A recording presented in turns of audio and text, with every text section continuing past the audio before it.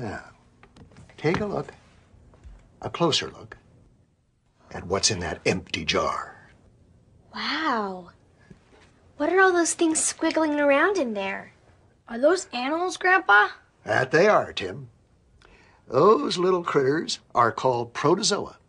They're animals that are made up of just one cell. What's a cell, Grandpa?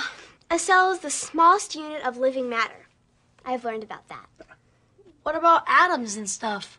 I thought they were the smallest. Well, atoms and molecules are smaller than cells, Tim, but they're not living things. They're just parts. Now, as Tricia said, a cell is the smallest living unit in a larger organism. But sometimes a cell can be a complete living unit, like these protozoa here. Now, these little critters can reproduce and eat and adapt to the environment just like any other animal. But they're made up of just one cell. They're really small. There must be hundreds in that drop of water. Well, that's the way most of them are.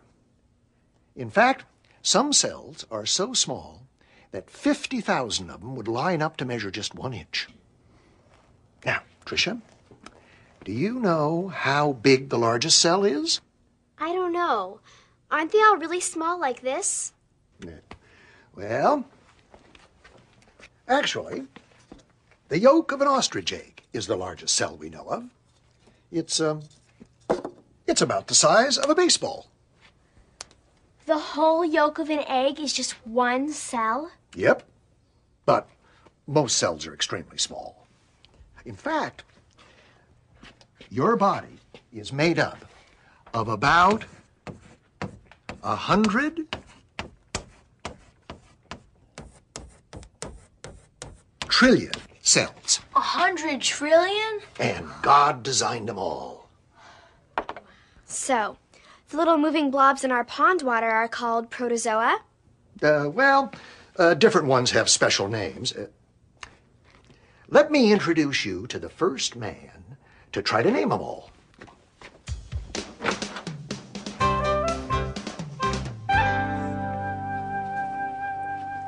This thing is a microscope? What do you see? Can I look? It's a copy of a very old microscope made by this gentleman, Anton van Leeuwenhoek.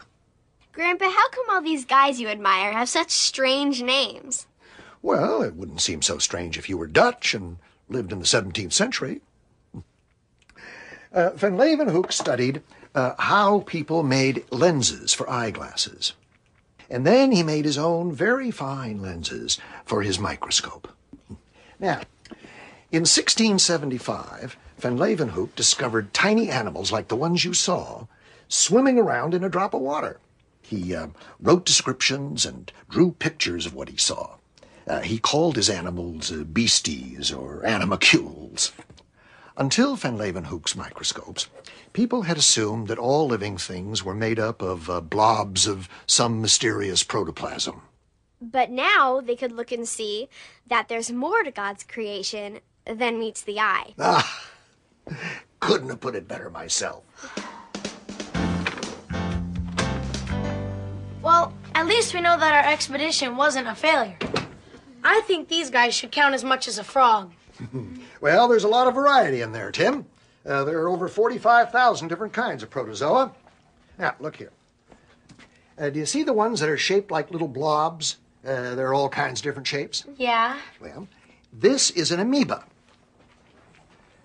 Now, remember, it's a one-celled creature, but it can do everything that a larger living creature can do. Now, these shapes that are sticking out from it are called pseudopods. Now, pseudopod means false foot. The amoeba uses them to move around, but it also uses them to catch food. Next time Mom complains about how I eat, I'll just tell her I could be using my feet. I wouldn't recommend that, Tim. The amoeba reaches out with two of its pseudopods and engulfs the particle that it wants to eat. Then it forms what's called a food vacuole to hold the food, and then digests it. What's this one called? It looks kind of like a shoe. Well, it's called a paramecium, Tricia. A pebble is a rock of 1 inch to 2.5 inches. A stone has a diameter between 2.5 and 10 inches. A piece of rock from 10 inches to 50 feet in diameter is considered to be a boulder. So the Earth's crust is 4 to 25 miles thick. The mantle is 1,700 miles thick. The outer core is 1,500 miles thick. And the inner core is 1,500 miles thick. There is a big world beneath our feet. And you know what? It's really hot down there. The mantle is 1,200 miles beneath the Earth's crust and is 5,400 degrees. The inner core is 3,200 miles beneath the crust and is 9,000 degrees. The deeper you go, the hotter it gets. This is called the geothermal gradient. Within the crust, God made all kinds of wonderful rocks and minerals for us to use and enjoy. First, let's take a look at rocks.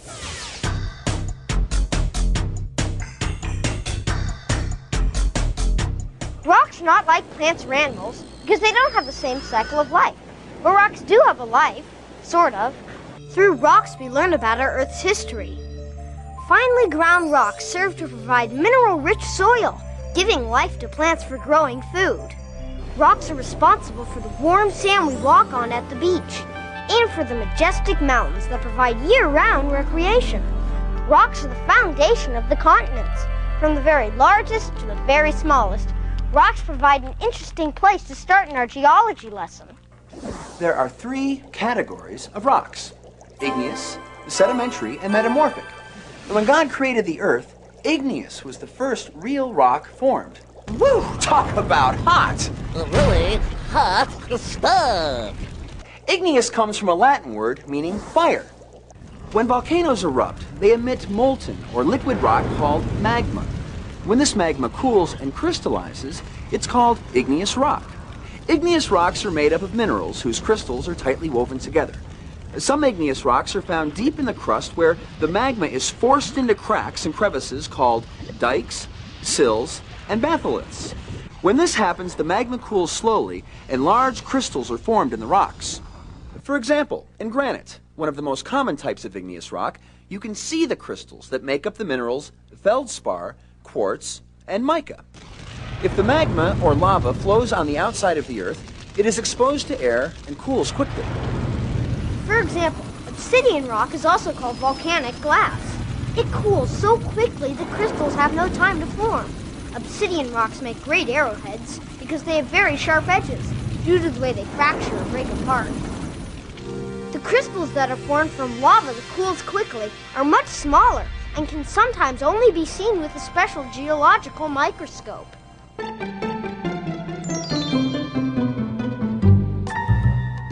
Welcome to Cooking with Crystals. Today we have an exciting program that'll chill and thrill. Everybody ready? Alrighty then. What you'll need is 1 ounce of rock salt, 1 cup of boiling water, 1 shallow bowl, 1 piece of kite string, and 1 magnifying glass. They're better to see with, my dear. Now that we have our ingredients assembled, place the rock salt into the shallow bowl. Pour the boiling water onto the salt.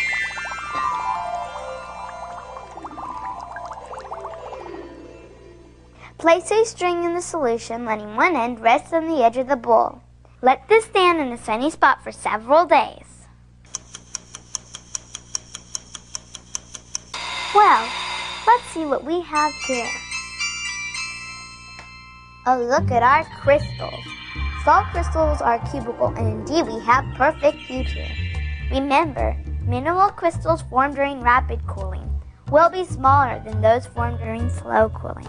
Experiment with this by placing a shallow bowl of salt solution into the refrigerator and comparing it to the one that you placed in a sunny spot.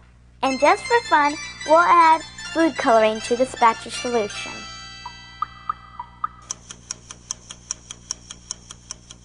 Let's have a look. Okay. I am. Me too. Jerry? We're fine. Great.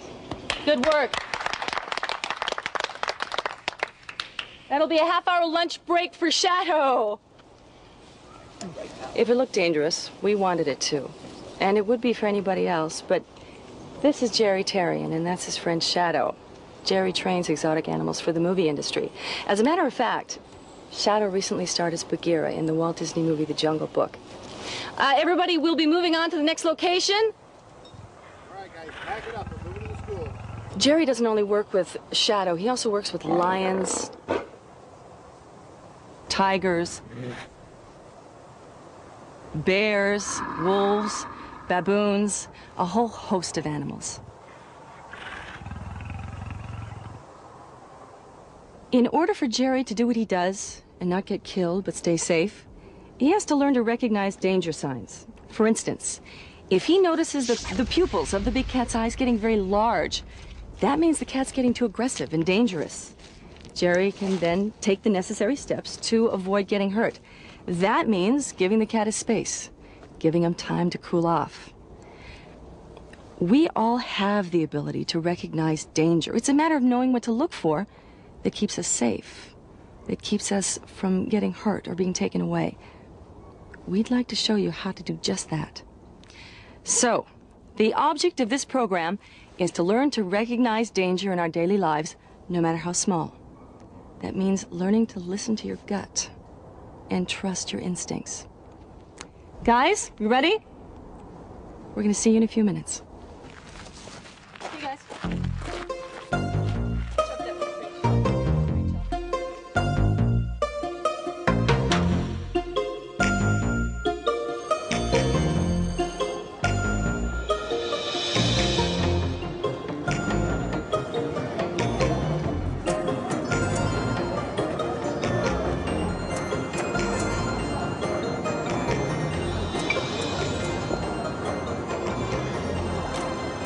Good morning, Hart. Nice to see you again. Good morning.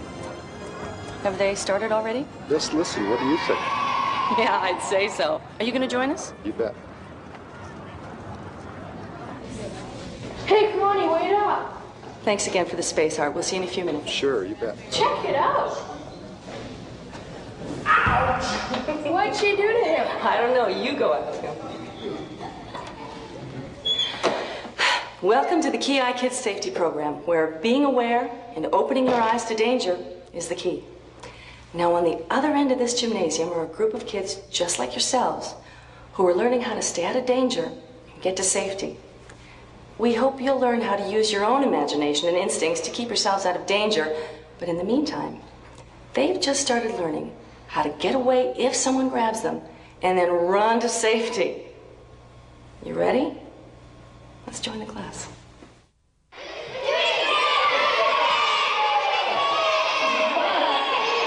What'd she do to me? So show me? What I did is I grabbed her hair like that. She got it on my hand and she squeezed it against her head. Yeah, that's enough, that's enough. Now she put her nose on her knee. Yeah, that's enough, that's enough. All right. Can I do that again? Forget it. You stay right there. All right, did we see what she did? And did we see what this young man did? We're going to come through with you and we're going to practice each and every one of you. But remember, if anything goes snap, you guys push it. Do you remember what we did? I think that's what we did. What? This is where it's an advantage not being very tall, because it's quicker to get to the floor. Yes, that's quicker to get to the floor. Now you two, yes. You gotta let go when I'm on the floor, crying. Ready? Yeah, you got it.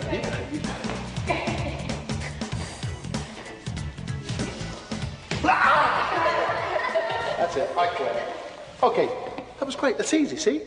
Next thing we're gonna show you is, what if somebody gets hold of your shoulder like this?